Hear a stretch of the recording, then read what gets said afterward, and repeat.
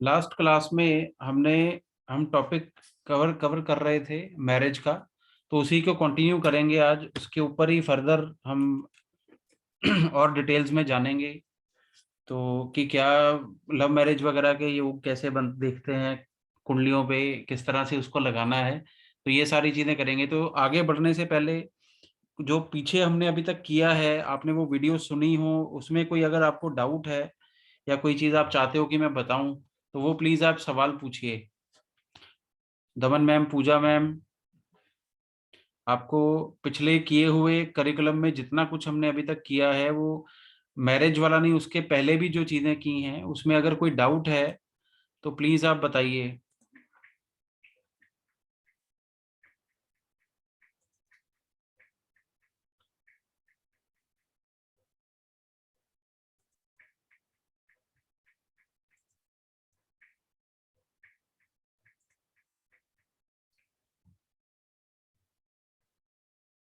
मेरी आवाज जा रही है आप लोगों को? हाँ जी सर, आ रही है। अच्छा, आपको पिछले कराए हुए आपने वीडियोस देखी, जो हमने पहले वीडियोस डाली हैं प्रीवियस क्लासेस की, उसमें कोई डाउट है किसी भी टॉपिक के ऊपर, किसी भी चीज के ऊपर? सर पिछले वाली देखी है, लेकिन ये लास्ट वीक वाली मेरी रह गई है अभी। अच्छा, लास्ट वीक वाली रहती है। ठीक है, उससे पिछले वाली में कोई डाउट है आपको? हम लोग किस तरह से चीजों को देखते हैं, हमने जो अभी तक कवर किए हैं टॉपिक, लॉन्गेविटी हमने किया था, तो एज कैसे देखनी है उसके ऊपर कोई कोई डाउट है आपको? और नहीं सर। ठीक है, किसी भी चीज पे जो हमने अभी तक कवर किया, पूजा मैम आपने वीडियोस देखने का मिला टाइम आपको? हाँ सर, मैंने निकाला था टाइम। अच्छा, तो कुछ वीडियोस मैं वैसे मैंने डाल रहा हूँ यूट्यूब पे, तो वो भी आप जरूर सुनिए। मैंने आज एक वीडियो डाली है जिसमें, कल एक वीडियो डाली थी जिसमें हम वही एबीसीडी टेबल ही बना रहे हैं, वो तो आपने कई बार बना के देख लिया। अभी ओके। आज जो मैंने वीडियो एक डाली है 20 मिनट की वीडियो है, वो लिंक मैंने क्लास ग्रुप में शेयर भी किया है। उसके अंदर मैं प्लेनेट के हम रिजल्ट किस तरह से लेते हैं, स्क्रिप्ट बनानी वो किया है। उसमें कुछ चीज ऐसी डिस्कस की है जो अभी क्लास में आपको नहीं बताई है, तो अभी मैं वो भी आपको बताऊंगा। आज हम दो चीजें कवर करेंगे, एक तो मैरिज का चैप्टर कोशिश करेंगे जहां तक ये चला जाए, कंप्लीट हो, जितने नजदीक पहुंचे वो करेंगे। ओके। दूसरा, प्लेनेट के जो रिजल्ट्स हम बनाते हैं वो हमने किस तरह से लेने हैं वो हम देखेंगे। तो पहले ठीक है। प्लेनेट का, मैरिज वाले टॉपिक पे आने से पहले, जो आज की वीडियो है जो मैंने डाली है, उसके उसमें मैंने क्या डिस्कस किया है वो मैं आपको बता देता हूँ। सॉफ्टवेयर मेरा नहीं चल रहा अभी, तो आज यहाँ लिख के ही हम सब बातें कर लेंगे, ये इसी फॉर्मेट में। आपको स्क्रीन दिख रही है ना? हाँ हाँ सर, जी। बिल्कुल। तो केपी का जो रूल है, वो रूल क्या कहता है कि कोई भी प्लेनेट अपने नक्षत्रा का रिजल्ट देगा, will give result of its nakshatra. तो ये रूल है। ये इस रूल में तो कोई डाउट नहीं है, ये सब आपको अब पता है, हम इसको तो लेके ही चलते हैं, हम्म। है ना? तो अब हम जब स्क्रिप्ट बनाते हैं किसी प्लेनेट की, प्लेनेट रिजल्ट क्या देगा हमने देखा। मान लीजिए कोई एक एग्जांपल कुंडली मैं खोलता हूं यहाँ, एक मिनट, किसी की भी कुंडली यहाँ बना लेते हैं।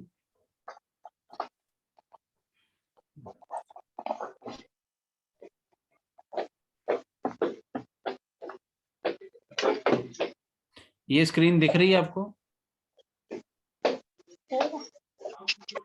ये हाँ जी सर। कुछ नए तरह की थोड़ी है सॉफ्टवेयर में, क्योंकि वो वाला नहीं चल रहा, तो ये एक सॉफ्टवेयर है, इसको हम लेके चलते हैं।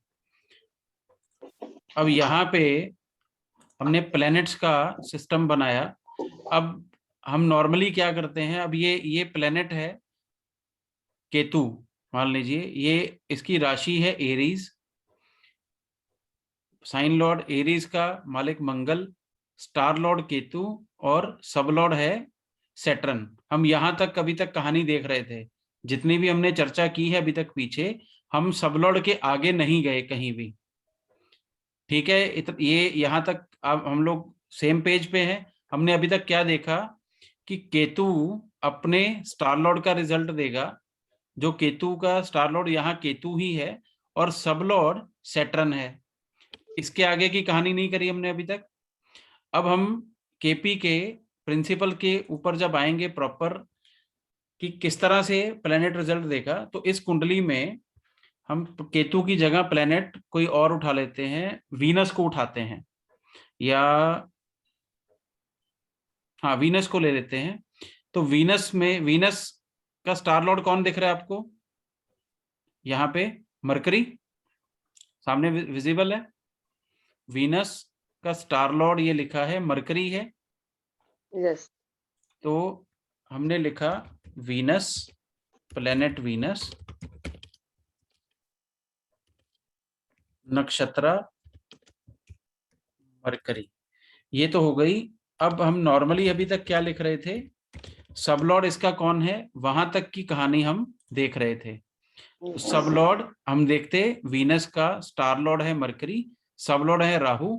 यहीं तक हमने अभी तक चर्चा कर रहे थे, हमारी पिछली जितनी भी हमने क्लासेस की हैं। अब हम धीरे धीरे थोड़ी एक्चुअल प्रॉपर उसकी तरफ चलेंगे कि रिजल्ट्स कहाँ कहाँ से डिराइव करने हैं।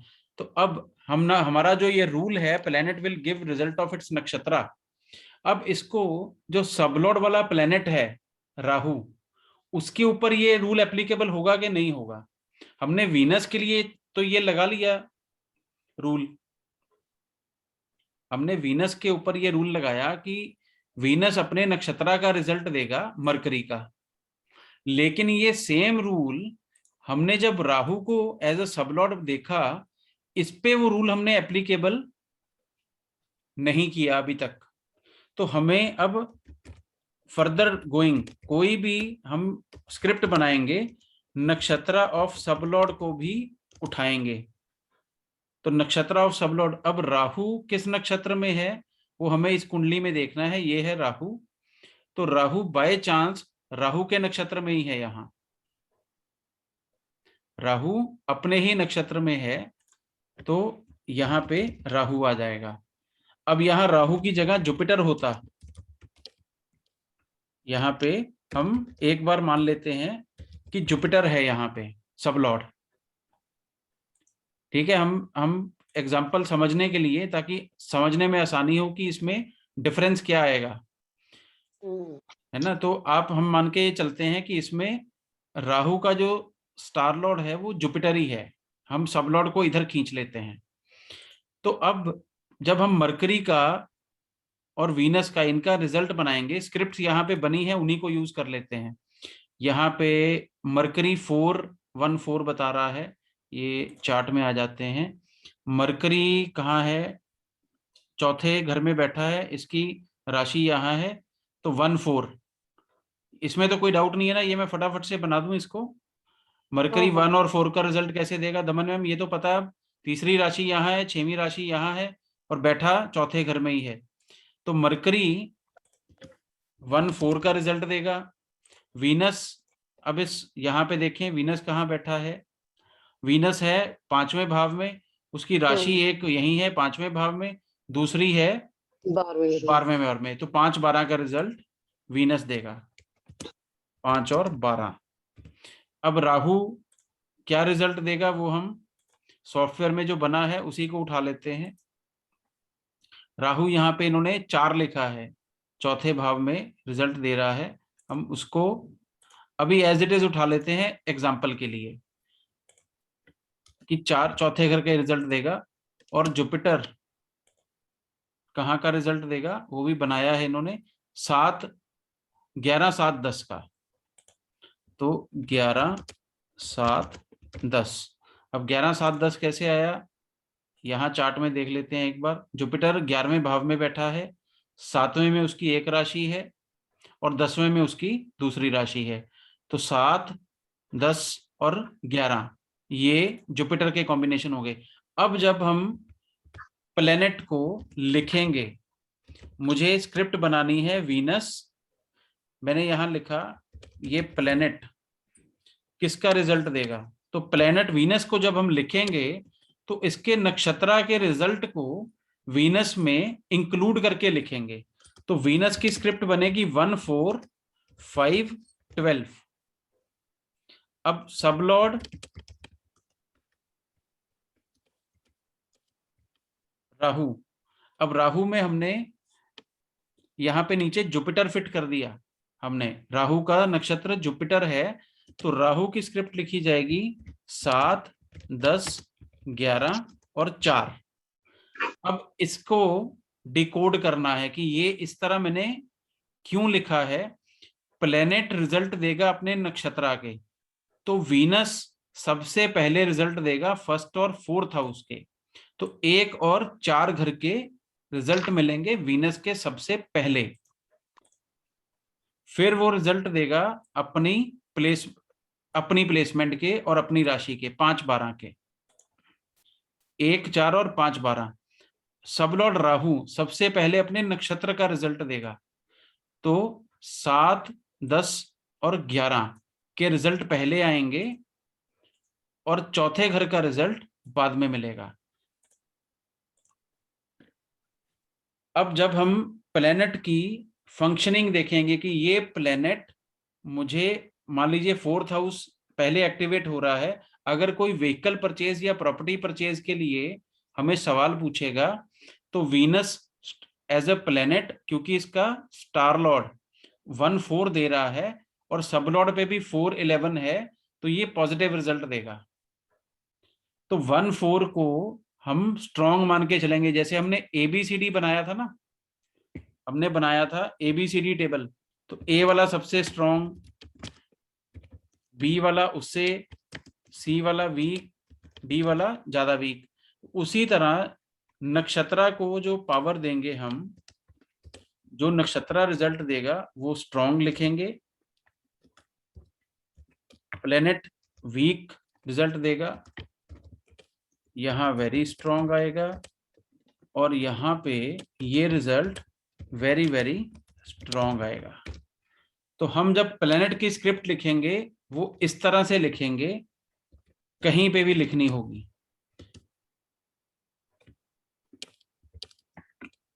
प्लेनेट वीनस और सबलॉर्ड ये यूं। यहाँ पे वीनस का नक्षत्र मरकरी है, उसको हम इंक्लूड कर लेंगे बीच में, अलग से यहाँ मरकरी ब्रैकेट में या कहीं लिखने की जरूरत नहीं है। तो केपी में कहीं पे भी वीनस अपीयर होगा। अब मान लीजिए, अब इस कुंडली में दोबारा से चलते हैं, कहीं देखें कि वीनस एज अ सबलॉर्ड कहीं अपीयर हो रहा है। ये है मरकरी का सबलॉर्ड है वीनस, मरकरी का सबलॉर्ड वीनस नजर आ रहा है आपको? Yes. और हमने मरकरी का भी अभी रिजल्ट बनाया नहीं बनाया? तो यहाँ पे अब जब हम मरकरी लिखेंगे, अब यहाँ पे मैं इसको लिखता हूं मरकरी, इसके जो भी सिग्निफिकेशन होगी उसको बाद में देखते हैं। यहाँ पे सबलॉर्ड वीनस है।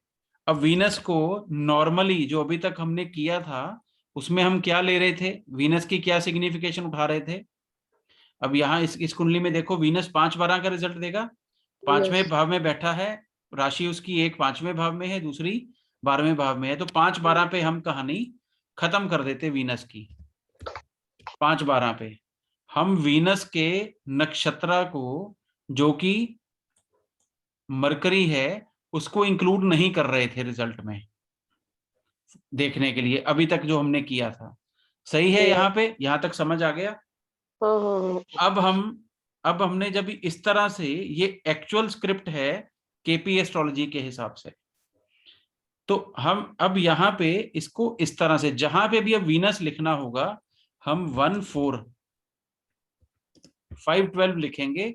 1, 4 जो नक्षत्र वाला है, ये मैं पहले लिखने के लिए क्यों बोल रहा हूं, ताकि आपको कंफ्यूजन ना हो। सॉफ्टवेयर में कई बार ये प्लस ये पीछे भी लिखा हो सकता है। जो नॉर्मली सॉफ्टवेयर अवेलेबल हैं वो ये कस्टमाइजेशन नहीं देते कि पहले नक्षत्र का रिजल्ट लिख दो। वो कई बार सीरियल ऑर्डर में चल पड़ेंगे कि बड़े से छोटे में या छोटे से बड़े में। समझ लो, सॉफ्टवेयर नॉर्मली सॉफ्टवेयर इसको 12, 4, 5 और 1 भी लिख सकता है। जो आपके कोई भी सॉफ्टवेयर होगा, वो चाहे कितना भी महंगा सॉफ्टवेयर है, उसमें ये बारीकी कहीं पे मेंशन्ड नहीं है किसी भी सॉफ्टवेयर में ये आपको नहीं बताएगा कि जो प्लेनेट वीनस है वो सबसे पहले और स्ट्रांगली 1 और 4 का रिजल्ट देगा। ये आपको याद रखना है, जो मैं आपको बता रहा हूं, कि जो भी प्लेनेट, जब हम किसी प्लेनेट का स्क्रिप्ट बना रहे हैं, उसमें सबसे पहले वाले जो डिजिट्स लिखेंगे वो उसके नक्षत्र वाले लिखेंगे। इसमें कोई डाउट है जो मैंने अभी बोला? आपको समझ आ रहा है कि मैं किस एंगल से ये बता रहा हूं आपको? कंफ्यूजन हो रही होगी अभी थोड़ी। मान लीजिए, है ना, इसको एक एग्जांपल से समझाता हूँ। छोटी सी एग्जांपल लेते हैं। प्लेनेट है शनि, ये दे रहा है 6, 10, 11। इसका नक्षत्र है मान लीजिए जुपिटर, ये दे रहा है 5, 9 और 8। राइट, ये इस तरह से दे रहा है। अब मुझे मेरे किसी इस प्लेनेट का, शनि का, मुझे जब रिजल्ट देखना है तो शनि की स्क्रिप्ट में किस तरह से लिखूंगा? 5, 9, 8, 6, 10, 11। तो जो 5, 9, 8 है, शनि उसका रिजल्ट पहले देगा और सबसे स्ट्रांग देगा। तो मेरे पास सवाल आ गया जॉब से रिलेटेड। मान लीजिए कि शनि की दशा किसी की स्टार्ट हुई है या अंतरा स्टार्ट हुआ है, और उसने पूछा कि मेरी जॉब कैसी रहेगी। तो अब आपको अगर सिर्फ प्लेनेट शनि को यहां तक देखोगे तो 6, 10, 11 इज वेरी गुड जॉब के लिए। तो उसको आप बोलोगे कि बहुत अच्छा है जी, सब कुछ अच्छा जाएगा। लेकिन जैसे ही उसके नक्षत्रा के पास गए, वहां पे 5, 9, 8 आ गया। 5, 9 इज जॉब में चेंज हमने किया था, और 8 इज नॉर्मली एक बैड हाउस है, या वो खराब देगा, ट्रबल देगा। तो 5 शनि जॉब के मामले में 5, 9, 8 का रिजल्ट पहले देगा, 6, 10, 11 का बाद में देगा। तो ये सॉफ्टवेयर्स में ये बाइफरकेशन नहीं दी हुई। जब केपी का कोई सॉफ्टवेयर हम उठाएंगे या लगाएंगे, उसमें जो स्क्रिप्ट्स बनी होती हैं वो रनिंग में होती हैं इस तरह। उसमें इस रिजल्ट की बाइफरकेशन आपको खुद करनी है। इस तरह से जब आपको प्लेनेट दिखेगा, यहाँ पे मान लीजिए ये वीनस दिखा, वीनस का नक्षत्र मरकरी है, तो मरकरी को पहले लेके आना अपनी कैलकुलेशन में, ये आपको करना पड़ेगा, ये सॉफ्टवेयर नहीं बताएगा। ये बहुत इंपॉर्टेंट पॉइंट है, बहुत इंपॉर्टेंट। समझ रहे हैं आप? दमन मैम, समझ में आया ये? अभी और एग्जांपल से बताता। मैं क्या कह रहे हैं? सर, जैसे आपने बोला शनि 5, 9, 8 का पहले रिजल्ट देगा ना, हाँ जी, नक्षत्र का, हाँ जी, और 6, 10, 11 का बाद में देगा। जी। तब इसमें जो प्रोडिक्शन है ये कैसे होगी कि जॉब चेंज होगी लेकिन प्रॉब्लम के साथ होगी? जॉब चेंज होगी लेकिन वो ओवरऑल ठीक ही रहेगी, क्योंकि 6, 10, 11 भी है। लेकिन सीधा सीधा अगर कोई प्रमोशन। गुड जॉब है ना, हाँ जी, गुड जॉब है ना 6, 10, हाँ जी, हाँ 11? जी, 6, 10, 11 इज गुड जॉब। लेकिन चेंजेस होंगे, चेंजेस और दिक्कत, कोई दिक्कत की वजह से आप चेंज करोगे लेकिन वो चेंज ठीक ही रहेगा। आप इसको इस तरह से रीड कर सकते हो। अब इसका सबलॉर्ड जो भी होगा, अब एग्जांपल के तौर पे मान लीजिए सबलॉर्ड उल्टा कर देते हैं। सबलॉर्ड में जुपिटर सबलॉर्ड है और नक्षत्र शनि है। अब इसके सबलॉर्ड में मान लीजिए शनि का जो सबलॉर्ड है वो जुपिटर होता, नक्षत्र भी जुपिटर और सबलॉर्ड भी जुपिटर, तो अब जुपिटर आगे शनि के नक्षत्र में होता। इस तरह से एज्यूम कर लेते हैं। तो अब जुपिटर क्या रिजल्ट देगा? जुपिटर पहले रिजल्ट देगा 6, 10, 11 के, वीक रिजल्ट देगा 5, 9, 8 के। तो यहाँ पे 6, 10, 11 ग्रीन कलर में कर देंगे आपको समझाने के लिए कि इसका रिजल्ट ज्यादा तेजी से और मिलेगा, क्योंकि शनि का नक्षत्र और जुपिटर का नक्षत्र बता रहा है। तो इसको इस तरह से हम लेंगे। ये समझ में आया जो मैंने किया? अभी उलटफेर किया हमने। शनि, प्लेनेट शनि है नक्षत्र जुपिटर में, सबलॉर्ड जुपिटर का नक्षत्र ऑफ सबलॉर्ड शनि ही है। ये मैंने किया अभी ऊपर। अब आपको समझ में आ रहा है ये कि शनि जुपिटर के नक्षत्र में है और जुपिटर के ही सब लॉर्ड में है, और जो जुपिटर है उसका सब नक्षत्र शनि है। तो शनि दे रहा था 6, 10, 11, जुपिटर दे रहा है 5, 8, 9, मान लो जुपिटर दे रहा है 5, 8, 9 और नक्षत्र दे रहा है 6, 10, 11। तो अब ये किस तरह से लिखा जाएगा? हरे में कौन से आएंगे? पहले यहां पे नक्षत्र शनि रिजल्ट देगा 5, 9, 8 का पहले और स्ट्रांगली, तो जॉब चेंज करवाएगा। लेकिन 6, 10, 11 भी है तो जॉब ठीक ठाक रहेगी। अब जब हम फाइनल रिजल्ट पूछने के लिए जुपिटर के पास गए, जो कि सब लॉर्ड है शनि का, नक्षत्र लॉर्ड भी वही था और सब लॉर्ड भी वही था, तो हम जुपिटर के पास गए पूछने के लिए, भैया तुम बताओ क्या करोगे, तुम जॉब में क्या रिजल्ट दोगे मुझे? तो उसने बोला कि मेरा जो नक्षत्र है वो शनि है, जो 6, 10, 11 दे रहा है, तो ओवरऑल मैं तुम्हारा स्टेटस अच्छा रखूंगा कुछ चेंजेस के साथ, 5, 9, 8 के साथ। ये समझ में आया या इसमें डाउट है अभी?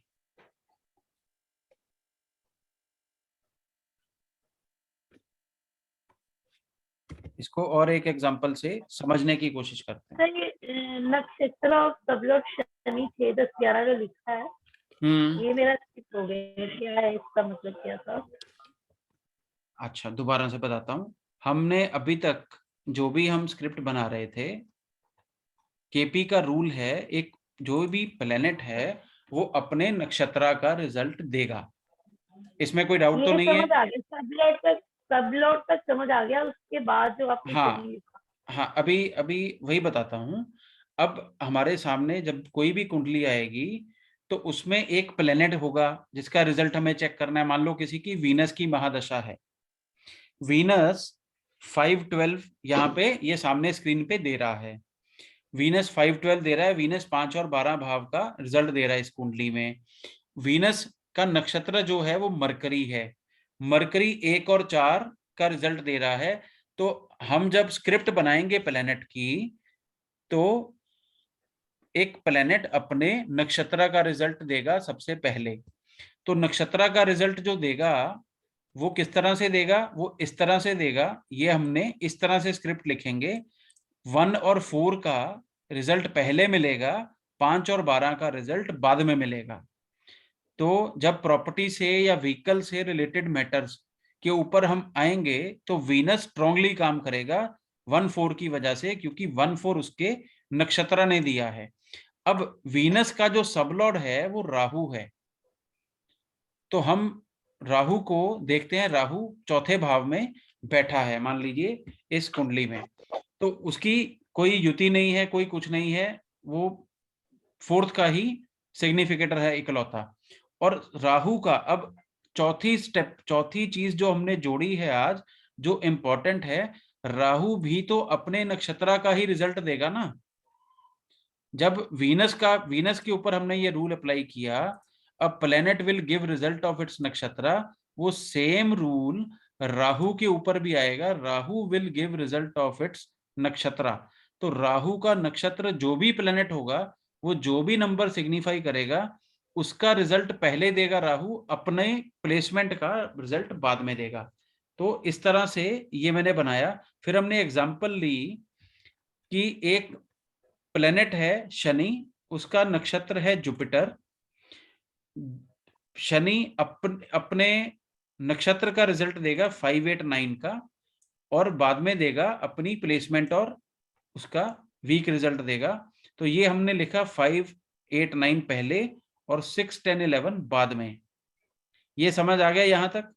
उसके बाद हमने ये देखा कि जो शनि का सबलॉर्ड है वो जुपिटर ही है, वो जुपिटर ही है। जुपिटर 5, 8, 9 दे रहा है, और जुपिटर किस नक्षत्र में है ये हम चेक करेंगे अपने सॉफ्टवेयर में। वो मान लीजिए शनि के नक्षत्र में ही होता या है, तो वो 6, 10, 11 दे रहा है। तो अब जुपिटर सबसे पहले अपने नक्षत्र का रिजल्ट देगा, वो मैंने यहाँ 6, 10, 11 लिख दिया, और फिर 5, 8, 9 का या 5, 9, 8 का रिजल्ट यहां मिलेगा। अभी समझ में आया दमन मैडम आपको? हाँ जी पूजा मैम क्लियर है ये पॉइंट? हाँ सर, आ गया। आ गया। अब इसको ये ना, अब इसको हम किस तरह से बाइफरकेशन किस तरह से होगी, ये बहुत इंपॉर्टेंट है। ये हम प्लेनेट 1, इसको कोई भी मान लो मार्स है, वो दे रहा है 5, 9, 10। उसका नक्षत्र है वो दे रहा है, यहां हम लिख लेते हैं, सैटर्न लिख लेते हैं 6, 10, 11, या यहाँ पे हम एक काम करते हैं 2, 7, 11 लिख देते हैं, यहाँ 1, 6, 10 लिख देते हैं। अब इसको मैरिज के हिसाब से समझ लेते हैं। अब मंगल की किसी की दशा है, मार्स की, सवाल आया शादी का, ठीक, मंगल का अंतरा चल रहा है या दशा चल रही है, सवाल आ गया शादी का। अब मंगल ने रिजल्ट किसका देना है?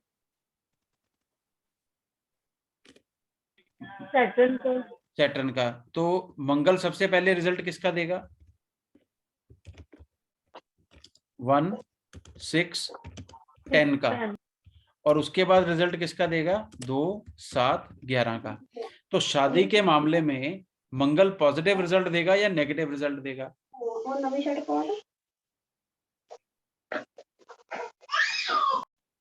पूजा मैम। हाँ जी सर। मंगल शादी के, ये मंगल की स्क्रिप्ट है, मंगल एज अ प्लेनेट 2, 7, 11 और नक्षत्र 1, 6, 10। अब मंगल ने रिजल्ट देना है अपने नक्षत्र का सबसे पहले। अब मंगल के टाइम पे शादी का सवाल आ गया आपके सामने कि मैरिड लाइफ में मैरिज होगी या मैरिड लाइफ कैसी रहेगी, आगे मंगल की दशा आ रही है उसमें कैसा रहेगा। तो आप जब रिजल्ट एनालाइज करोगे तो सबसे पहले तवज्जो किसको दोगे? नक्षत्र को।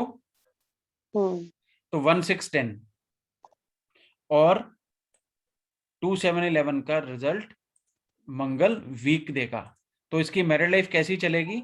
डिस्टर्ब चलेगी, राइट।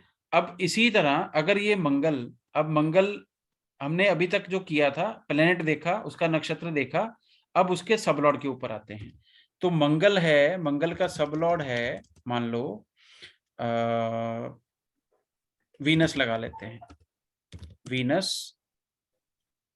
3, 6, 8 मान लो, इस तरह से है, 3, 6, 8 है कोई भी सिस्टम से। अब इसका जो, अब चौथी चीज जो हमने ऐड की है, जो आज मैं आपको ये इसमें एडिशन कर रहा हूं, जो बहुत जरूरी है केपी के हिसाब से।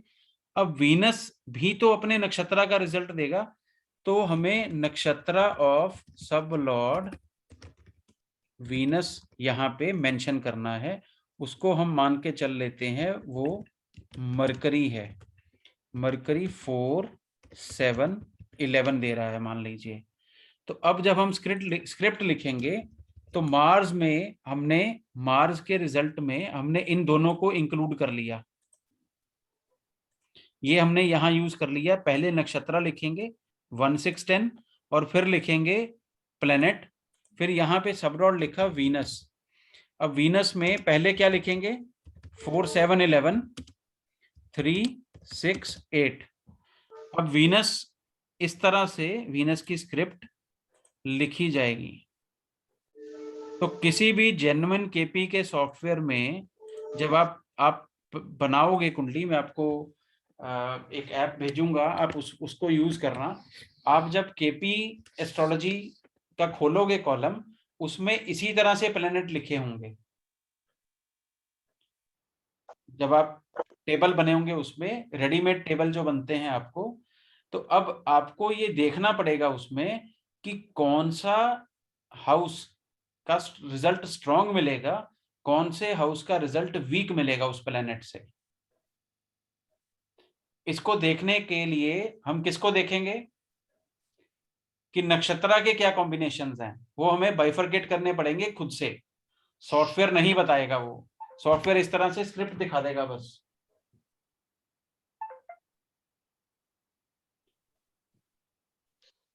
अभी तक जो मैंने बताया उसमें कोई डाउट है आप मुझे प्लीज पूछिए।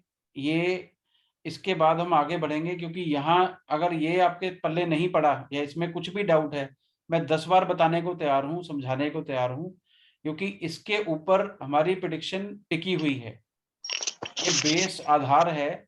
अभी तक हम जनरल बातें कर रहे थे, अब हम एक्चुअल रिजल्ट्स की तरफ चलेंगे कि किस तरह से हम को करना है। अभी तक हम सिंपल कर रहे थे, अभी हम एक्चुअल रिजल्ट्स को एनालाइज करना शुरू करेंगे कि किस तरह से चीजें मूव होती हैं केपी एस्ट्रोलॉजी में। तो ये फंडा समझ में आया, ये चीज रूल समझ में आया या नहीं आया अभी तक? सबलॉर्ड के फाइनल रिजल्ट जो होगा वो सबलॉर्ड ही बताएगा। सबलॉर्ड के वीनस नक्षत्र का होगा, सबलॉर्ड सबलॉर्ड का जो नक्षत्र होगा एनएल होगा, वही फाइनल रिजल्ट बताएगा ना। सबलॉर्ड जैसे एज वीनस का यहाँ पे आपने बोला मरकरी है, हाँ, ये पूरा रिजल्ट देगा, लेकिन आपको ये देखना होगा कि आपका जो सवाल है उसके हिसाब से कौन से हाउसेस का रिजल्ट पहले मिलेगा, कौन से का बाद में मिलेगा। वीनस एज अ होल तो ये 4, 7, 11, 3, 6, 8 का रिजल्ट देगा। ऊपर में जब हम मान लीजिए यहाँ 2, 7, 11 है, नीचे से 7, 11 को वो सपोर्ट कर रहा है, तो वीनस शादी के ये मार्स शादी के लिए तो ओवरऑल पॉजिटिव भी है, लेकिन ट्रबल भी क्रिएट करेगा, क्योंकि मार्स का जो नक्षत्र है शनि, उसने 1, 6, 10 दिया था हमें। तो इसको एनालाइज कैसे करना है? अब अगर दो प्लैनेट्स 1, 6, 10 वाले ऑपरेट हो रहे हैं, मान लीजिए यहाँ मंगल 1, 6, 10 लेके बैठा है और मंगल के अंदर अंतराश आ जाए, मान के चलिए शनि का, मंगल के अंदर शनि का अंतर आ जाए, शनि भी 1, 6, 10 लेके बैठा है, तो फिर दो 1, 6, 10 वाले इकट्ठे हो गए, तो ये मैरिज लाइफ को ठीक करेंगे या खराब करेंगे? खराब करेंगे। खराब करेंगे। पूजा मैम, आपको ये समझ में आया? हाँ सर। अभी आप सवाल पूछो, मुझे डाउट है कि अभी आप ये वाला जो मैंने एंड में ये नक्षत्र ऑफ सबलॉर्ड जोड़ा है, इस पे मुझे डाउट है कि आप लोगों को ये लॉजिक या ये समझ में आया कि नहीं आया है। मुझे डाउट है अभी, क्योंकि ये हमने अभी तक जो 5, 6, 7 क्लासेस की हैं उसमें हमने इसको यूज नहीं किया था, डेलिबरेटली यूज नहीं किया था, क्योंकि ये मुझे पता है कि कंफ्यूजन वाला काम है। लेकिन अब क्योंकि आपको एबीसीडी टेबल बनाना आता है, आपको प्लैनेट्स की स्क्रिप्ट्स बनानी आती हैं, अब हम आगे की बात करेंगे, अब हम कंप्लीट केपी की कॉम्बिनेशंस की बात करेंगे।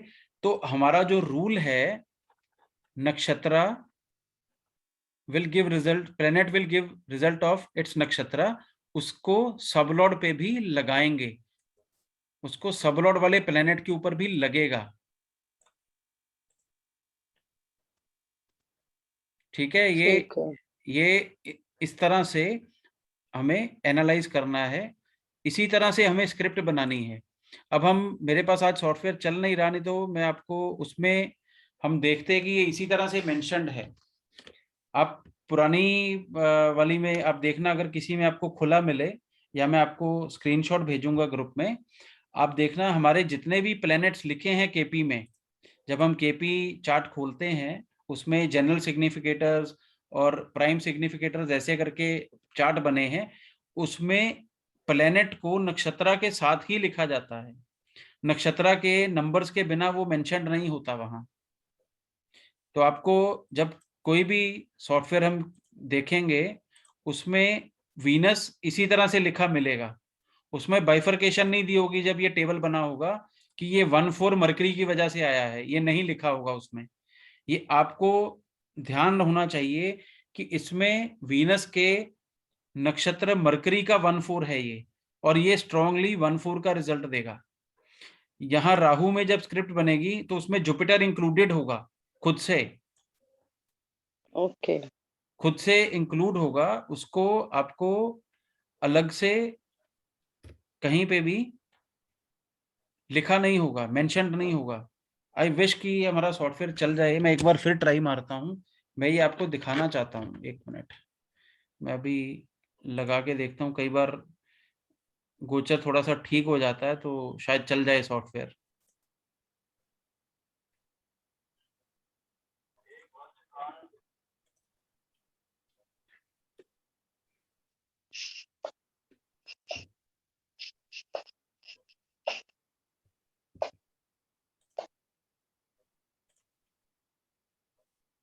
नहीं चला, चलो कोई बात नहीं।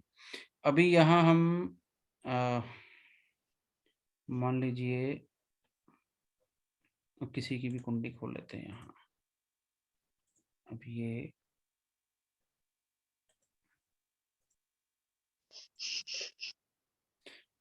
अब यहाँ पे ये थोड़ा ना बड़ा कॉम्प्लेक्स सा सॉफ्टवेयर है ये जो मैंने यूज कर रहा हूँ। तो स्क्रीन दिख रही है आपको सामने? हाँ जी सर। तो ये अब हम यहाँ से, ये प्लेनेट है, ये उसका स्टार लॉर्ड है, ये सब लॉर्ड है। अब हमने जो एडिशन की है, यहाँ पे हम जो कॉलम बनाएंगे वो नक्षत्रा ऑफ सब लॉर्ड, ये कॉलम बनेगा। तो इसको हम ABCD की तरह यहाँ एक बार लिख लेते हैं, आपको थोड़ा इजी रहेगा इसको याद करना। मैं एक टेबल इंसर्ट करता हूँ जिसमें इस तरह से हम रोज बना लेते हैं। तो यहाँ पे आएगा सबसे पहले, अगर हम मान लीजिए किसी प्लेनेट को एनालाइज कर रहे हैं, हम उसका नक्षत्र लिखते थे, हम उसका सबलॉर्ड लिखते थे, और यहाँ पे अब नक्षत्र ऑफ सबलॉर्ड ये भी लिखेंगे। अब ये टेबल से थोड़ा इजी हुआ समझना? ठीक है। अब रिजल्ट क्या मिलेगा? जब रिजल्ट में हम देखेंगे, पहले हम लिखेंगे नक्षत्र ऑफ प्लेनेट, फिर प्लेनेट, फिर नक्षत्र ऑफ सबलॉर्ड, सबलॉर्ड, ये कॉम्बिनेशन लिखेंगे। अभी हम ऊपर वाली एग्जांपल या नीचे वाली ये मैरिज वाली एग्जांपल से लेके चलते हैं। यहाँ पे लिखते हैं मार्स, हम मार्स का रिजल्ट देख रहे हैं प्लेनेट का। तो नक्षत्र, मार्स का नक्षत्र हमने क्या देखा? शनि 1 6 10 यहाँ पे। तो यहाँ लिखते हैं 1 6 10। मार्स प्लेनेट है, वहां पे हमने लिखा 2 7 11।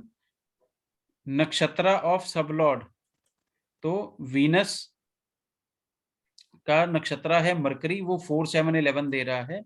तो 4 7 11 और 3 6 8, मान लीजिए ये 3 6 8। तो इस तरह से हम इसको लिखेंगे। अब ये दोनों कंबाइंड लिखे जाएंगे। अब जब आपको दिखेगा कहीं पे भी किसी सॉफ्टवेयर में, तो मार्स की जो स्क्रिप्ट लिखी होगी वो यूं कंप्लीट लिखी होगी, 1 6 10 19 लिखा गया, 1 6 10 2 7 11 ये लिखी जाएगी। और वीनस का जो लिखा होगा, वीनस इसको दोनों को मिला के लिखा होगा, वीनस इसको मिला के लिखा होगा और मार्स इसको मिला के लिखा होगा। ये समझ में आया? हम रिजल्ट इस तरह से लेंगे, प्लेनेट, नक्षत्र ऑफ प्लेनेट, कोई भी प्लेनेट अपने नक्षत्र का रिजल्ट देगा तो सबलॉर्ड वाले प्लेनेट के ऊपर भी ये रूल अप्लाई होगा, और नक्षत्र ऑफ सबलॉर्ड, नक्षत्र ऑफ सबलॉर्ड भी लिखा जाएगा। ये टेबल से कुछ क्लियर हुआ थोड़ा सा? दमन मैम, ये टेबल से कुछ क्लियर हुआ? ये जो हमने ABCD, ये हमारे सामने दोबारा से ये लिखा है हमने, जो ऊपर नीचे यहाँ लिखा हुआ है ये कलर में, सेम उसी तरह ऊपर लिखा है। अब उसकी वो क्यों लिखा है वो आपको समझ में आया? ये है नक्षत्र ऑफ प्लेनेट कौन है? सैटर्न। प्लेनेट कौन है? मंगल। ये है मरकरी, ये है वीनस।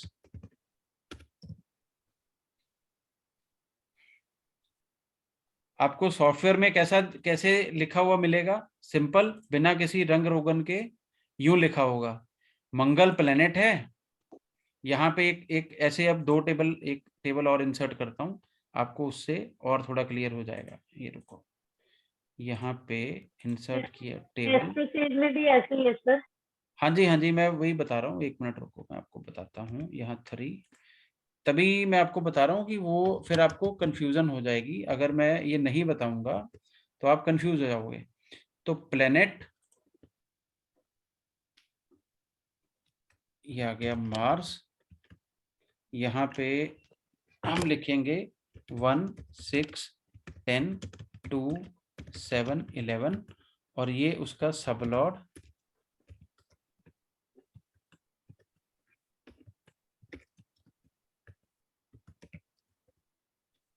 यहाँ पे आएगा 4, 7, 11, 3, 6, 8। इस तरह से चार्ट बना होगा, प्लेनेट और सीधा सबलॉर्ड दिया होगा।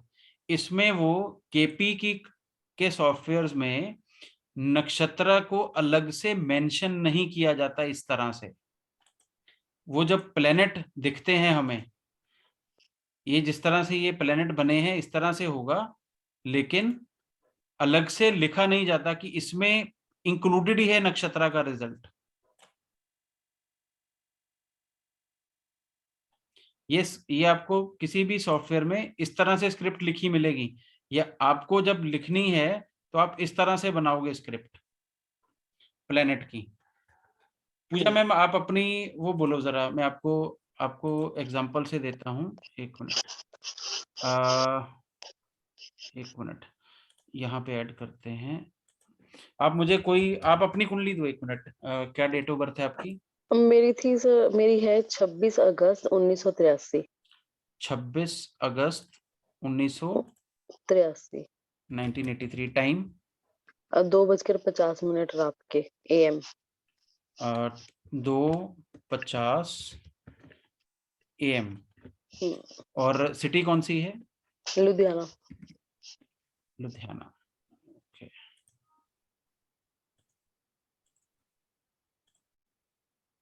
ये चार्ट आ गया। अब इसमें आपको अपने हम लिखते हैं सामने कि किस तरह से ये बनेगा चार्ट। आपको इससे थोड़ी सी क्लैरिटी हो जाएगी कि मैं बताना क्या चाह रहा हूँ, ओके। है ना। आपको क्योंकि अपने नंबर्स अब ऑलमोस्ट याद होंगे, तो इसलिए उससे आपको थोड़ी आसानी हो जाएगी। यहाँ पे हम लिखते हैं 3। अब यहाँ पे ये आएगा प्लेनेट, ये आएगा सबलॉर्ड। अब यहाँ प्लेनेट सबसे पहले लेते हैं, मान लीजिए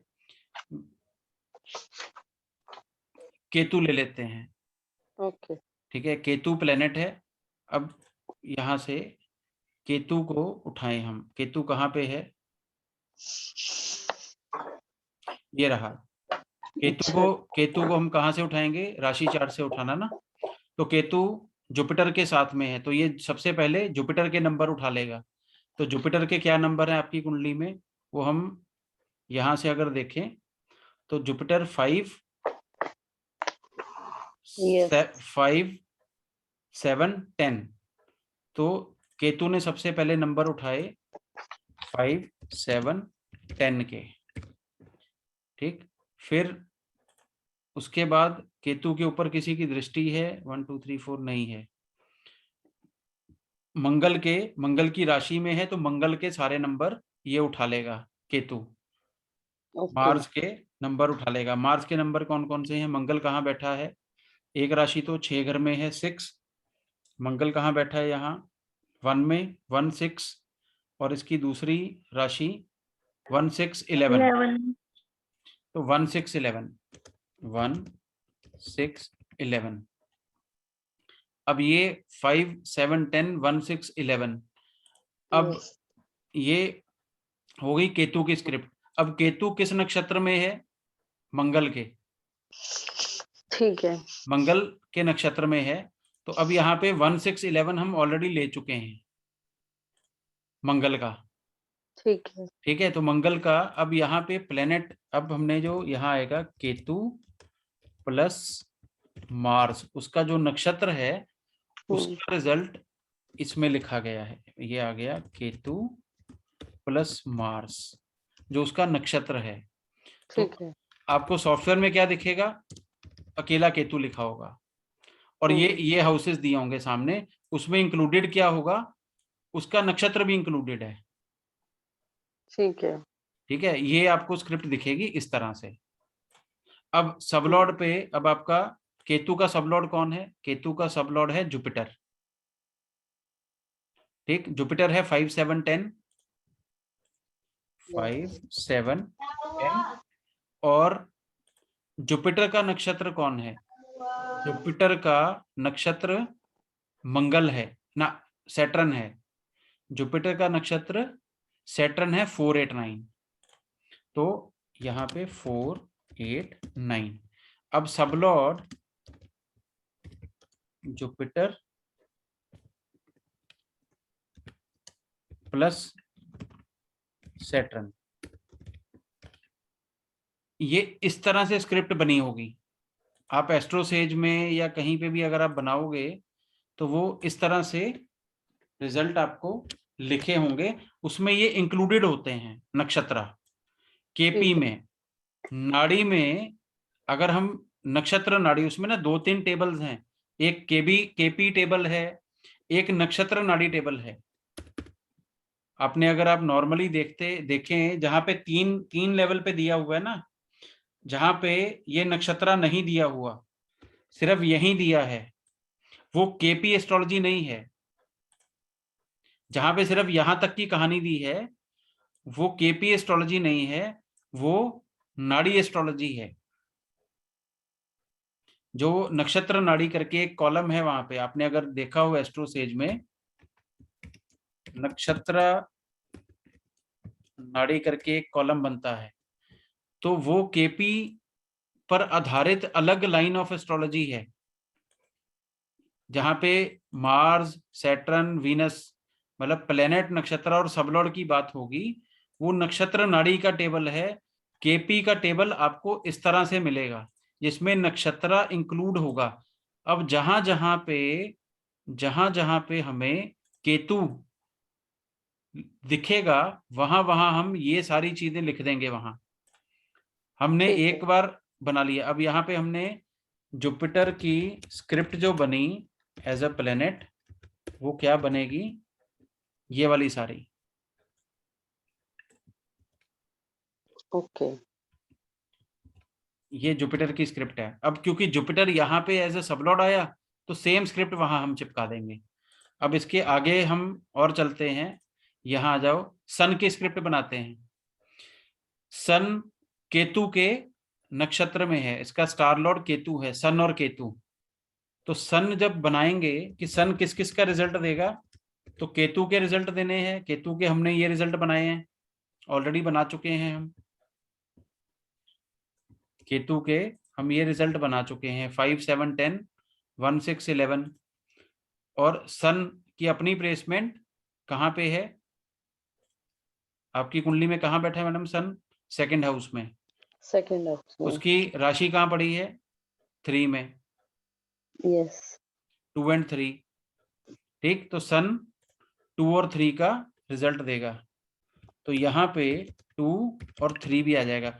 अब आप ये समझो, अब जब हमने सन का रिजल्ट बनाया, तो सन में क्या क्या इंक्लूड है, सन में केतु भी इंक्लूड है और सन भी इंक्लूड है। ये कंप्लीट स्क्रिप्ट है। अब सन अगर कहीं सबलॉर्ड बन के आएगा, तो हम ये पूरी स्क्रिप्ट उठा के वहां चिपका देंगे। ओके। हम दोबारा से बनाने नहीं जाएंगे कि केतु लेना है, सन लेना है, नहीं लेना है। हम इस तरह से, हम अब सबलॉर्ड, अब एक मिनट, जुपिटर का या कहीं पे सन एज अ सबलॉर्ड आया है, नहीं आया। सन का सबलॉर्ड जुपिटर है, ये देखो, सन का सबलॉर्ड जुपिटर है। हमने जुपिटर की स्क्रिप्ट यहाँ बनाई है अभी। अब हमें दोबारा कैलकुलेट करने की जरूरत नहीं है, यहाँ से कॉपी करो, यहाँ पे मार दो, ये रिजल्ट देगा आपका सन और उसका सबलॉर्ड जुपिटर। ओके। ये इस तरह से हम स्क्रिप्ट बनाएंगे। तो प्लेनेट की लाइन लिखते हुए हम नक्षत्र को इंक्लूड कर लेंगे, बस उसमें हम उसके बिना उसको नहीं देखेंगे, हम उसके बिना लिखेंगे ही नहीं उसको। हम 3 लाइनों वाले चक्कर में नहीं पड़ेंगे, हम नक्षत्र नाड़ी की तरह लिख के कंफ्यूजन क्रिएट नहीं करेंगे अब से। अब हम जब भी कोई प्लेनेट की स्क्रिप्ट बनानी होगी तो हम अपनी केपी एस्ट्रोलॉजी की स्क्रिप्ट ही बनाएंगे। अब हमने सन की देखी, अब हम चलते हैं मून की तरफ। मून का नक्षत्र कौन है? शनि। तो मून और शनि जो भी रिजल्ट देंगे, तो शनि 4 8 9, मून 9, तो यहाँ पे 4 8 और 9, मून 4 8 9। अब इसमें इंक्लूड क्या क्या है? इसमें शनि भी इंक्लूड है प्लस मून भी इंक्लूड है, लेकिन ये स्क्रिप्ट किसकी है? मून की। तो मून इन भावों का रिजल्ट देगा 4 8 9 का। ओके। अब इसके आगे हमने स्क्रिप्ट बनाई मार्स की। मार्स का नक्षत्र है सैटर्न 4 8 9, और मार्स क्या नंबर दे रहा है ना? ये मार्स का है सैटर्न, और मार्स 1 6 11 दे रहा है। तो ये 4 8 9 और 1 6 11, 4 8 9 1 6 11। अब ये 1 6 11 और 4 8 9 कहाँ से आया, ये तो हमें देखने की जरूरत नहीं है, ये तो पता है ना अब आपको। हेलो। हाँ जी, हाँ जी, सर मैं सुन रही हाँ, हूँ। ये तो पता है ना आपको, दमन मैम, आपको ये तो पता है ना अब ये हम इस लेवल से तो ऊपर उठ चुके हैं कि ये नंबर्स कैसे आए हैं। अब ये तो मुझे दोबारा बताने की जरूरत नहीं है, बिल्कुल। है ना। अब ये इसके आगे ही बढ़े हम, अब दोबारा रिपीट तो नहीं करें इसको। तो मून, मून के नंबर हमने नहीं उठाए। मून के नंबर क्या है? 2 और 9। तो यहाँ पे हम 2 मिस कर गए। ये तो ये है रिजल्ट कौन से प्लेनेट का? मार्स का। तो अब मार्स में क्या क्या इंक्लूड है? मार्स में मार्स खुद है प्लस उसका नक्षत्र, मंगल का नक्षत्र शनि। ओके। ठीक है, ये दोनों मंगल ये है। अब मंगल अगर किसी का सबलॉर्ड अपीयर होगा, सबलॉर्ड मंगल है नहीं है। हमने अभी तक कौन कौन सी स्क्रिप्ट बनाई है, अभी और बना लेते हैं, फिर आपको और आसानी हो जाएगी। अब मंगल के बाद हम आ जाते हैं जुपिटर पे, आते हैं, राहु को भी छोड़ देते हैं। जुपिटर, वीनस की हमने नहीं बनाई स्क्रिप्ट, नहीं। ठीक है।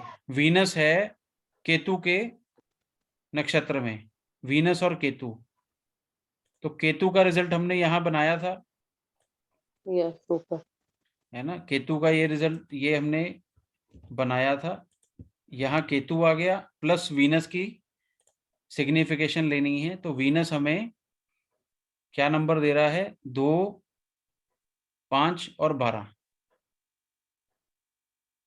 यही ठीक नंबर है। दे रहा है वीनस हमें, यस। 2 5 और 12। 12। हाँ, तो 2 5 12 यहाँ पे आ जाएगा।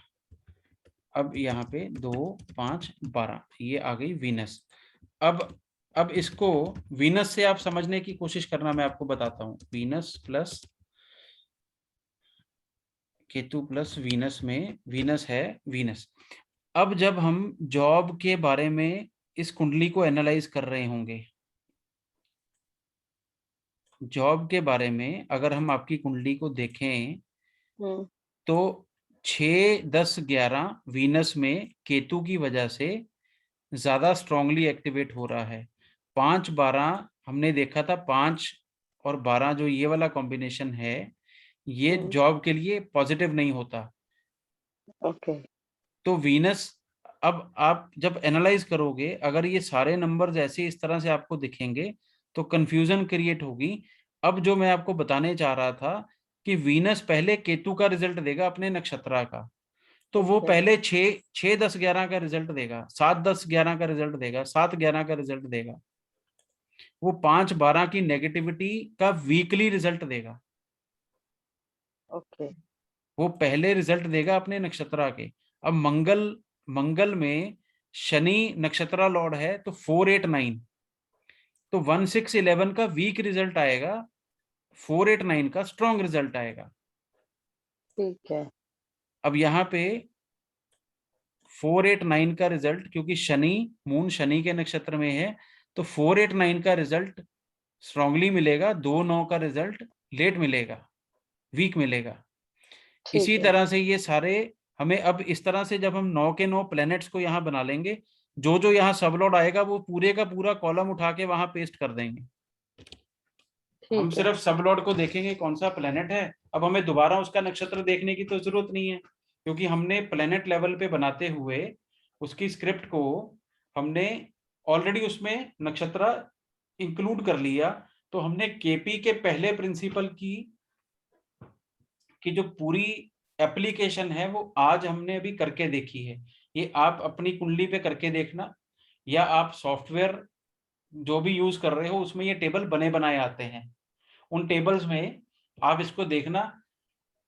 फर्क डिफरेंस क्या देखना है, जब आप एनालाइज कर रहे हो आपके सामने जो सवाल आया है, जो सिग्निफिकेशन नक्षत्रा देगा उसका रिजल्ट पहले मिलेगा, उसके लिए वो प्लेनेट स्ट्रांग होगा, वो पॉजिटिव है नेगेटिव है इवेंट के लिए, उसके हिसाब से आपको रिजल्ट बताना है, आपको जज करना है। ठीक है जी। तो ये समझ में आया इतना जितना हमने किया अभी आपकी कुंडली पे लगा के? हाँ सर बिल्कुल। दमन मैम आपको समझ में आ गया? इसमें कोई डाउट है? नहीं सर। नहीं है, ठीक है। तो अब हम मैरिज के टॉपिक के ऊपर चलें वापस, थोड़ा सा उसको ब्रशअप टचअप करें दोबारा से।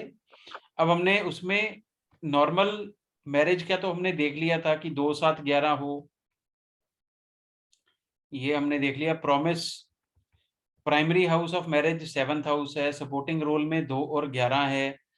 शुक्र प्राइमरी प्लेनेट है मैरिज के लिए। वीनस के पेट में 2 7 11 होता है, वो शादी करा सकता है। प्रॉमिस ऑफ मैरिज हमें कहाँ से देखना है? अगर 7वें का कस्पल सबलॉर्ड 2 या 7 या 11 के साथ लिंक में हो तो जिसकी भी कुंडली होगी उसकी शादी लगभग हो ही जाएगी। ठीक। अब इसके आगे अब किसकी लव मैरिज होगी, किसकी अरेंज मैरिज होगी, उसका बहुत सिंपल, बहुत क्वेश्चन होगा सर। क्या कह रहे जी? हेलो, मैंने कहा एक और होता है क्वेश्चन की। हेलो, हाँ जी हाँ जी, आवाज आ रही है? हाँ जी हाँ जी। तो जैसे किसी का मान लो किसी का डिवोर्स हो जाता है जी, तो कई बार बंदा फिर उसी के साथ ही दोबारा उसकी मैरिज करना चाहता है, जी, तो उसका कॉम्बिनेशन क्या होता है? जी बिल्कुल ठीक है, बहुत अच्छा सवाल है कि जिसका अगर किसी का उसके साथ डाइवोर्स हो जाए, तो डाइवोर्स हो जाए और उसी के शादी करनी है तो दोनों का जब 2 7 11 दोबारा से एक्टिवेट हो गया तो वो फिर से शादी कर सकते हैं, कोई दिक्कत नहीं है उसमें। नहीं, उसका कॉम्बिनेशन 2 7 11 ही होगा। जैसे सेकंड मैरिज का तो आपने 9 इन्वॉल्व कर लोगे आप, लेकिन प्राइमरी हाउस तो 2 7 11 ही देखेंगे ना। 9th इन्वॉल्व करोगे सेकंड मैरिज में, ठीक है? तो उसमें प्राइमरी हाउस तो लेंगे ही लेंगे ना, 7वें भाव को छोड़ेंगे थोड़ी। मान लो किसी के सेकंड 9 इंक्लूड कर लेंगे उसमें, ठीक है? अब 1 6 10, अब कई बार क्या होगा, किसी की व्यक्ति की कुंडली में 1 6 10 1 6 10 की दशा बहुत स्ट्रांगली आ जाएगी, वो हस्बैंड वाइफ सेपरेट हो जाएंगे साल के लिए, 2 साल के लिए, 1 महीने के लिए, 6 महीने के लिए, या वो अलग अलग कमरे में रहना स्टार्ट कर लें एक दूसरे के साथ, तो अलग घर में भी रह सकते हैं। तो वो सब जब 1 6 10 की दशा खत्म होके वो 2 7 11 2 या 7 या 11 की दशा में एंटर कर जाएंगे तो उनका दोबारा से वो इकट्ठे हो जाते हैं। बहुत बार हमने देखा है कि हमारे पास कुंडली आती है, लड़की नाराज होके पति से, ससुर से, किसी से भी वो अपने मायके में आके रहने लग जाती है, 3 6 महीने रहती है, जब उसका 1 6 10 का टाइम पीरियड निकल जाता है वो वापस चली जाती है। किसी का हफ्ते में खत्म हो जाता है वो टाइम, किसी का महीने में होता है, किसी का 6 महीने में होता है। कई लोग कोर्ट में लड़ भिड़ के 3-4 साल के बाद फिर से पैचअप कर लेते हैं। तो वो सब दशाओं के ऊपर, वो सब दशाओं के ऊपर निर्भर करता है। और डिवोर्स के लिए एक कुंडली काम नहीं करती। हस्बैंड और वाइफ दोनों की कुंडली में अगर सेपरेशन लिखी है या दिख रही है तो ही सेपरेशन होती है, क्योंकि ताली एक हाथ से नहीं बजेगी। हिंदुस्तान में सिर्फ एक व्यक्ति तलाक चाहे तो नहीं मिल सकता। यही आप किसी फॉरेनर की कुंडली देखोगे, फॉरेन के लोग सिंगल बंदा जाके, एक आदमी या औरत जाके बोले कि मुझे इसके साथ नहीं रहना, तो वहां पे कोर्ट तलाक दे देती है। दूसरे से पूछने नहीं जाती कि तुम तलाक दोगे कि नहीं दोगे। लेकिन हिंदुस्तान में देश, काल और पात्र के हिसाब से आप एनालाइज करोगे कुंडलियों को, तो आपको वो ध्यान रखना है कि वो बंदा रहता कहाँ है। अब हमें नॉर्मली, अभी हम लव मैरिज की बात करेंगे, तो नॉर्मली लव मैरिज इंडिया में अब तो चलो फिर प्रचलन हो गया। आज से 10, 20, 30 साल पहले इसको बहुत अच्छा नजरों से नहीं देखा जाता कि इसने तो लव मैरिज की हुई है, लोग छुपाते थे ये बातें। और यही बात आज से 10, 15, 20 साल पहले आप फॉरेनर को किसी को बोलते कि तेरी लव मैरिज होगी, वो बोलेगा ठीक है, वो तो मैं अपनी मर्जी से ही कराऊंगा। हम लोग पहले मिलेंगे, उसके बाद ही हम डिसाइड करेंगे कि शादी करनी है या नहीं करनी है। तो वहाँ एक मैरिज, 2 मैरिज, 3 मैरिज नॉर्म है। वहाँ तो मल्टीपल मैरिजेस होती हैं अंग्रेजों में। तो अगर किसी फॉरेनर की कुंडली आप कर रहे हो तो उसको आपने ये नेगेटिव पॉइंट नहीं बताना कि तेरी 2 शादियां दिख रही हैं, 3 शादियां दिख रही हैं, कि तेरा तलाक हो सकता है। वो बोलेगा बिल्कुल, अगर हमारी नहीं बनेगी तो हम तलाक ले ही लेंगे। तो वहां पे उनका कल्चर देख के आपको कुंडली एनालाइज करनी है। यही कोई गांव का बंदा आ जाए, पढ़े लिखे लोग ना हो ज्यादा, कम पढ़े लिखे लोग हों, पुराने ख्यालात के हों, तो आप उनको ऐसी चीजें बोलोगे कि आपकी लड़की की शादी तो लव मैरिज होगी, वो लड़ झगड़ भी सकते हैं आपसे कि हमारी लड़की तो ऐसी है ही नहीं।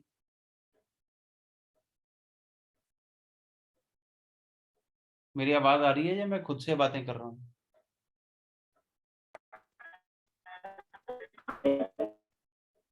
आपकी आवाज कम आ रही है मुझे।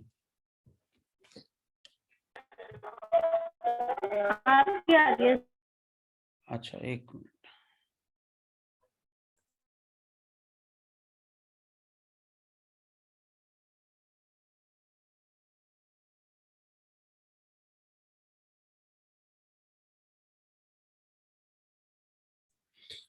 पूजा मैम, आपको मेरी आवाज आ रही है?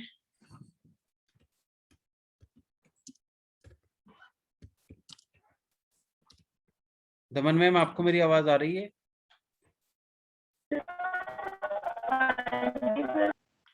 ओके, ठीक है। तो लव मैरिज के लिए हम क्या देखेंगे, किसकी लव मैरिज होगी, उसके लिए क्या कॉम्बिनेशन होंगे। तो उसके लिए बहुत सिंपल सा रूल है। लव मैरिज के लिए 7th कस्पल सबलॉर्ड का लिंक 5th हाउस से 5 से हो तो लव मैरिज या नून के साथ मैरिज होगी। और 5th कस्पल सबलॉर्ड का लिंक 7 से हो। ये समझ में आया? बहुत सिंपल सा फंडा है। हेलो।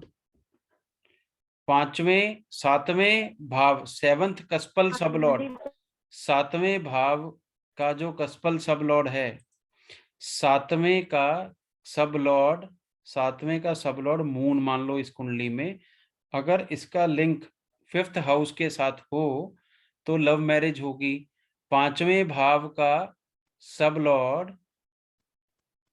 5th हाउस का सबलॉर्ड जुपिटर, अगर इसकी लिंकेजेस 5th हाउस के साथ होंगी तो लव मैरिज के या नोन पर्सन के साथ मैरिज में चांसेस बनते हैं।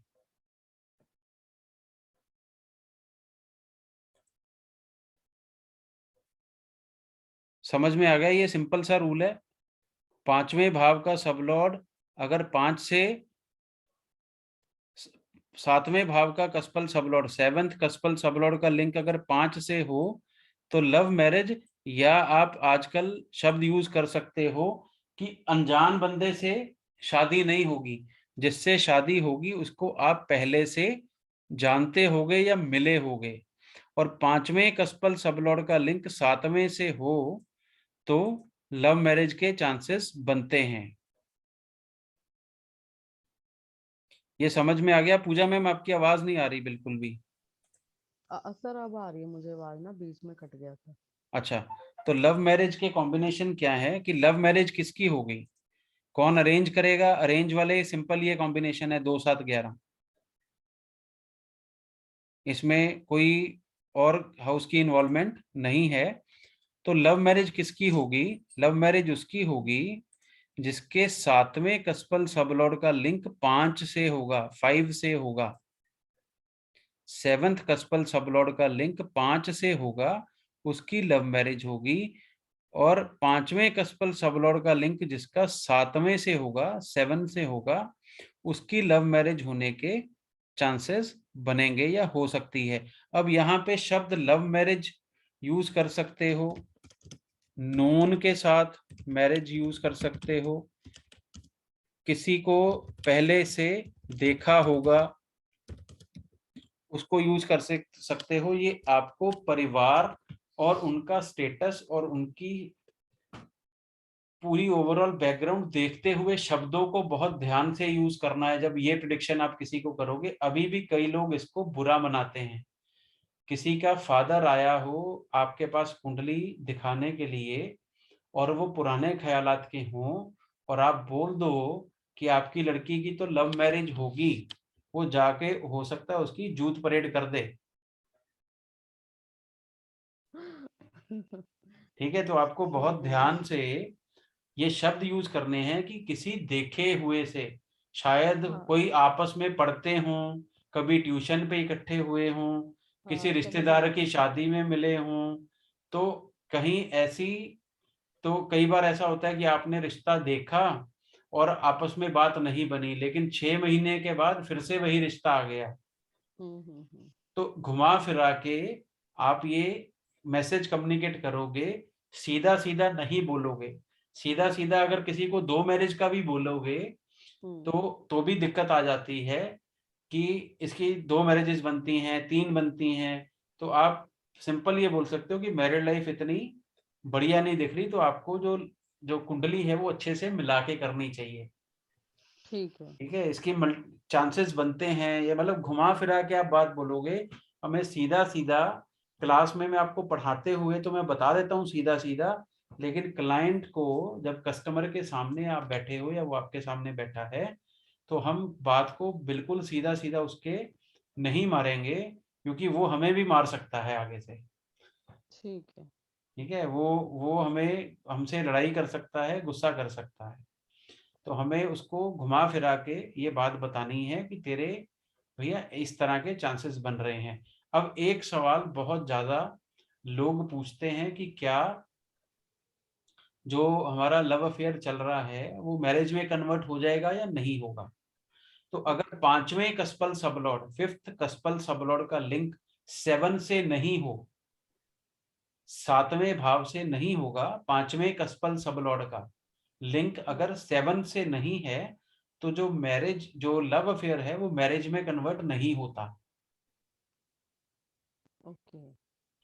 ठीक है, और लव ब्रेक, एक लव ब्रेक करके बहुत बहुत कुंडली आती हैं आजकल। हमने इंस्टाग्राम पे एक एड दे रखी है, एडवर्टीजमेंट दे रखी है कंसल्टेशन के लिए, तो वहां पे 90% सवाल यही आते हैं कि ये लव ब्रेक हो गया, वो नहीं हो रहा।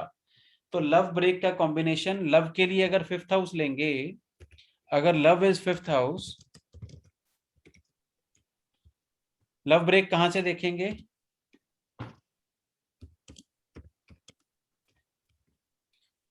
पांचवें का 12वां और उसके साथ 8-12। ओके। सिंपल, इसमें कोई है नहीं। जिसका 4-8-12 होगा, कुंडली में बहुत ज्यादा होगा, या उसकी दशा भुक्ति अंतर में होगा, या उसके 5वें कस्पल सबलॉर्ड का लिंक 4-8-12 से हो, उसके 7वें कस्पल सबलॉर्ड का लिंक 4-8-12 से हो, तो उसकी लव मैरिज होने के चांस बहुत कम है। उसका लव ब्रेक हो जाएगा, लव टूट जाएगा। ओके। जैसे ही 4-8-12, 4-8 दिखे, 4-12 दिखे, ये सब कॉम्बिनेशंस लव के एंटी हैं। लव फ्रॉम 5th हाउस से देखा जाता है, 5वें भाव से लव देखा जाता है। उसका 12वां, उसका जो व्यय स्थान है, वो लव ब्रेक के लिए काम करेगा।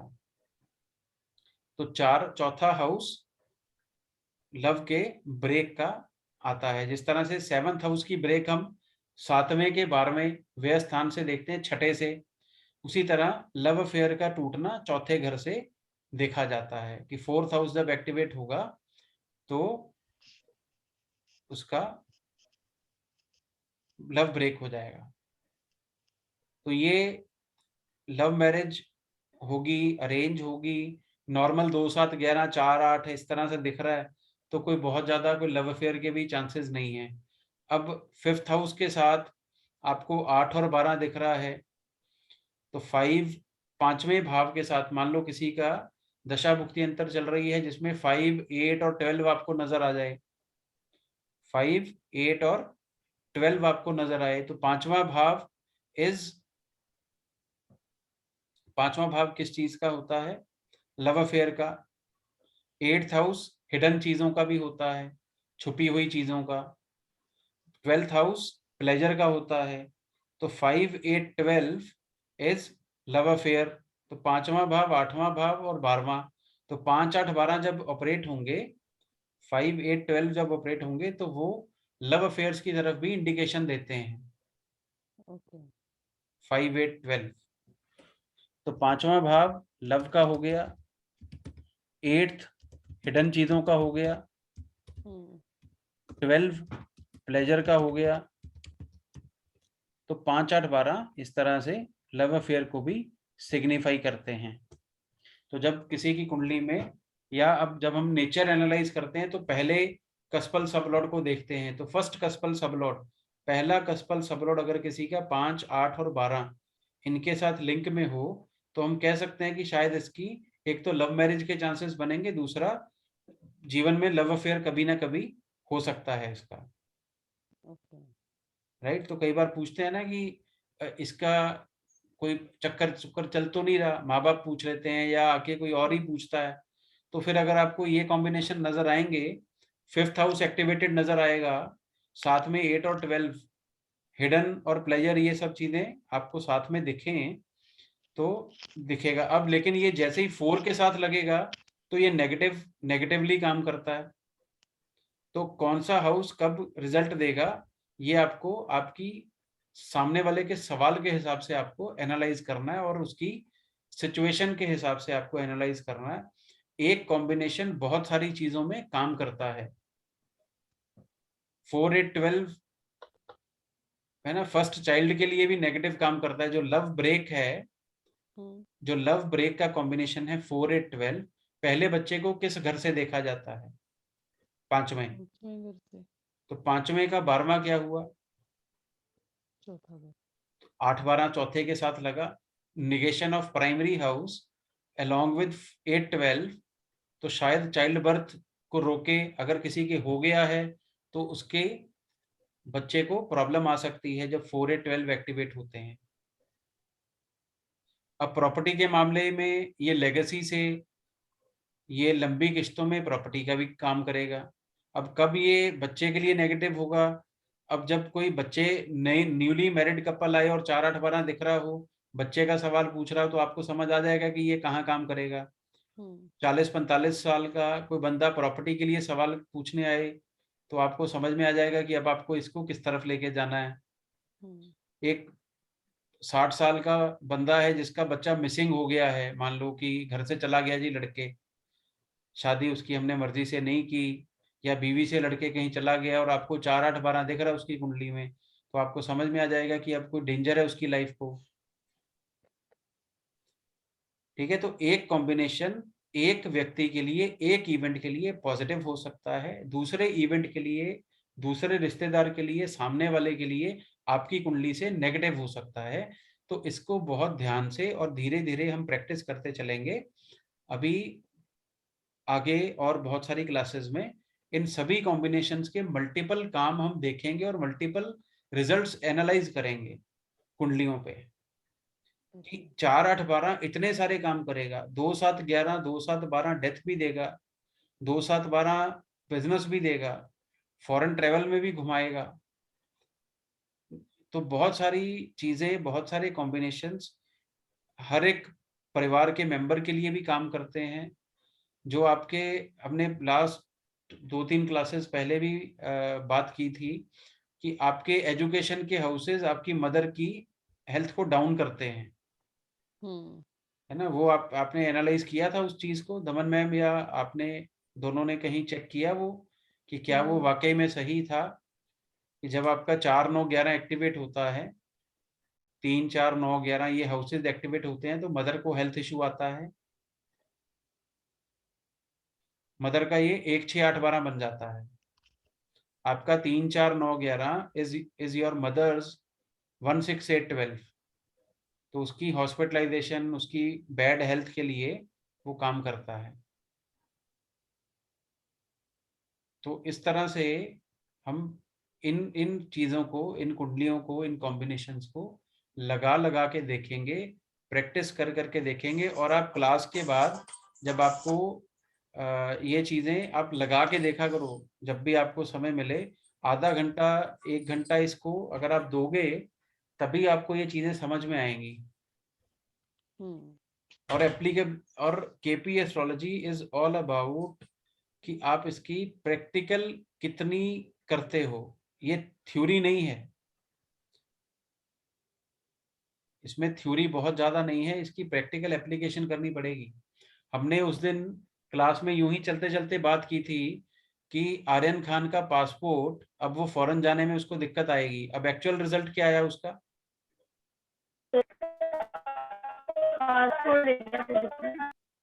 आपकी आवाज समझ नहीं आई दमन मैम। तो उसका पासपोर्ट रख लिया गया है, कोर्ट में डिपॉजिट हो गया है। अब वो क्या करे? दमन मैम आपकी आवाज नहीं आ रही है।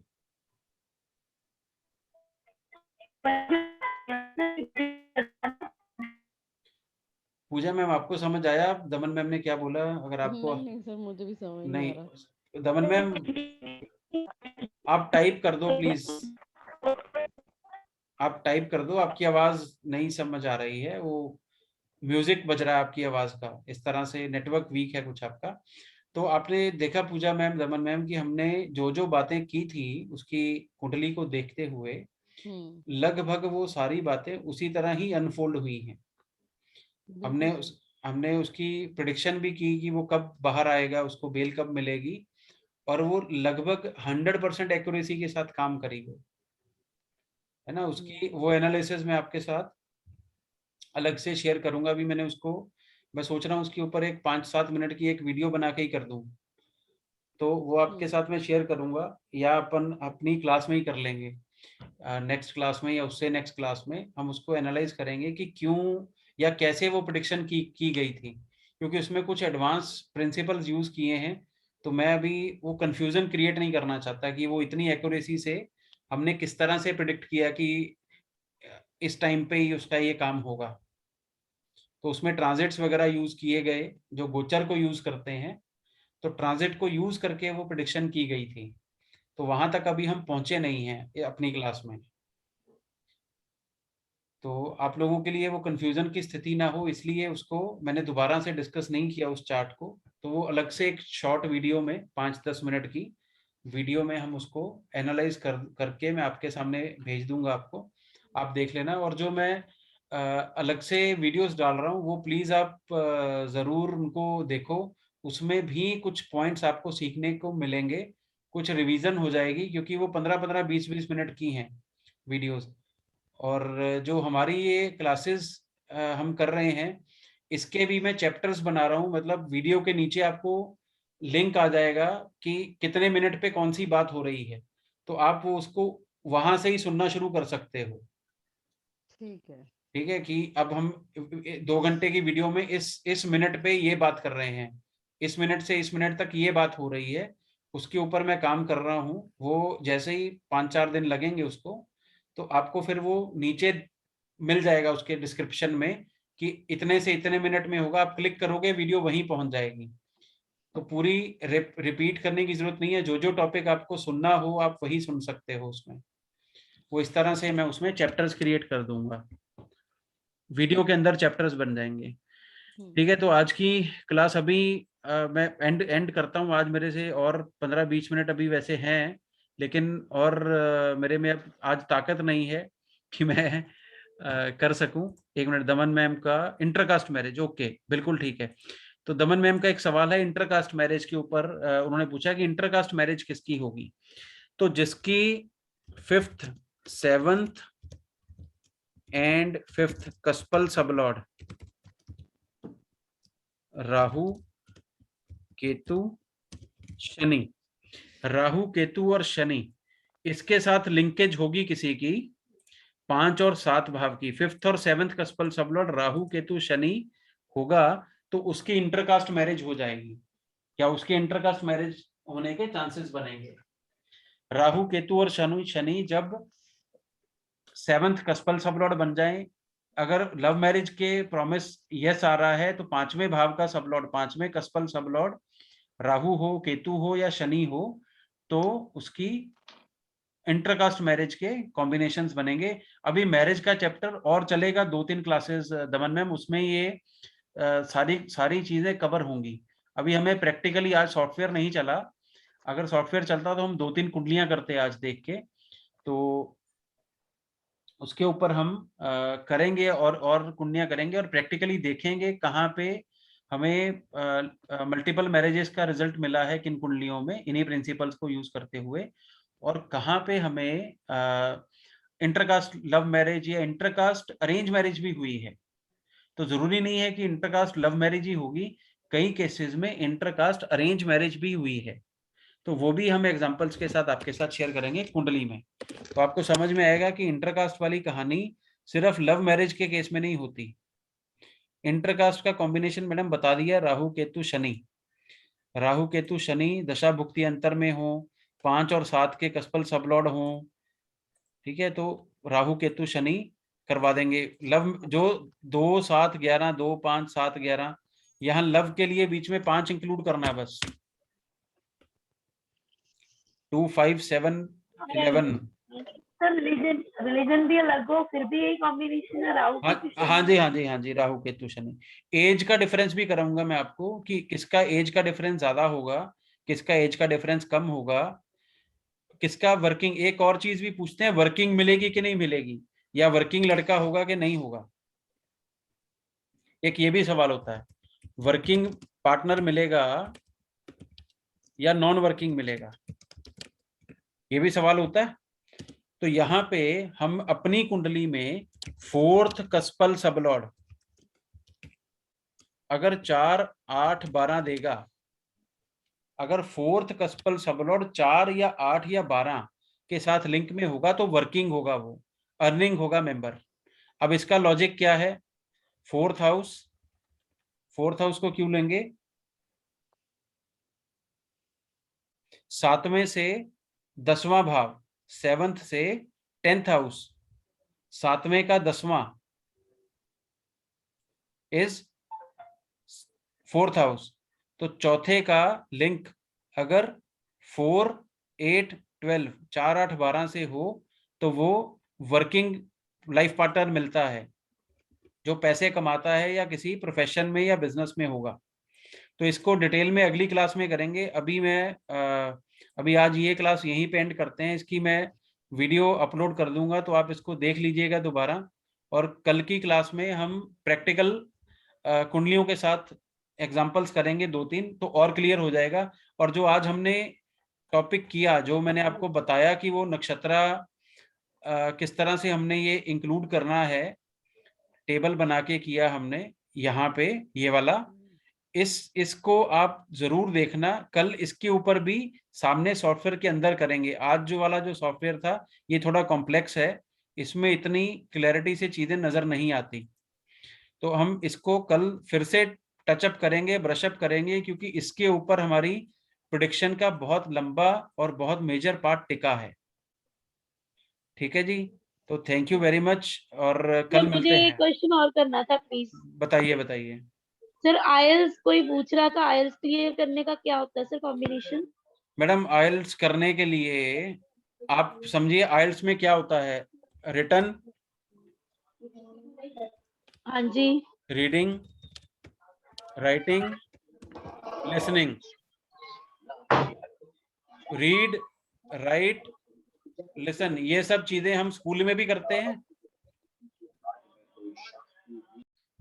हाँ जी।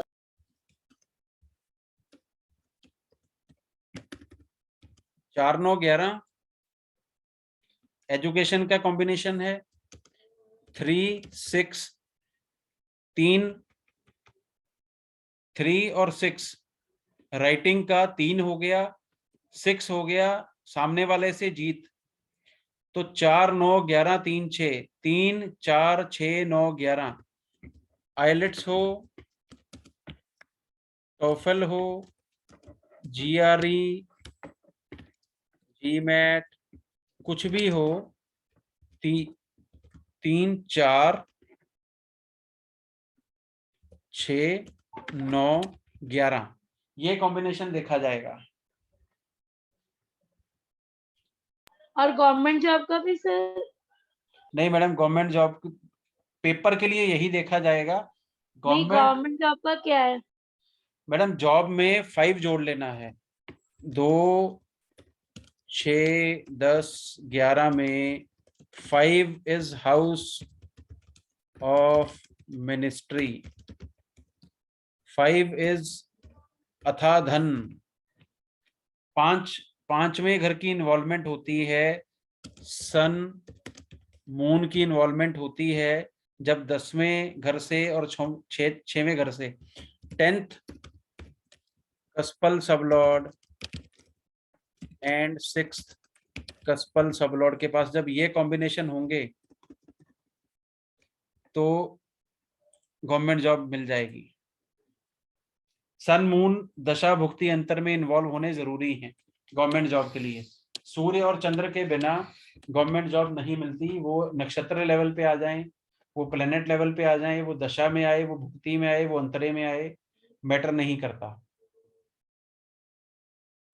ये हम जब जॉब वाला करेंगे सारी तब उसमें आ जाएगा ये। अभी आपसे लोग पूछ रहे हैं सवाल तो आपको मैं बता दिया, लेकिन इसको प्रॉपरली करेंगे हम। 10th कस्पल सबलॉर्ड और 6th कस्पल सबलॉर्ड और दशा भुक्ति अंतर में 2 6 10 11 और साथ में 5 दिखेगा तो आपको ये गवर्नमेंट जॉब का हो जाएगा। आइलेट्स, टॉफल, जीआरई, जीमैट, कोई भी कॉम्पिटिटिव एग्जाम जो राइटिंग में करना है तो 3 4 9 11 ये आ जाएगा और साथ में 6 और 11 इंक्लूड कर लेंगे। ठीक है जी, और कोई सवाल? पूजा मैम आपका कोई सवाल हो? नहीं सर। ठीक है जी, थैंक यू वेरी मच और good night. Okay okay. Good night.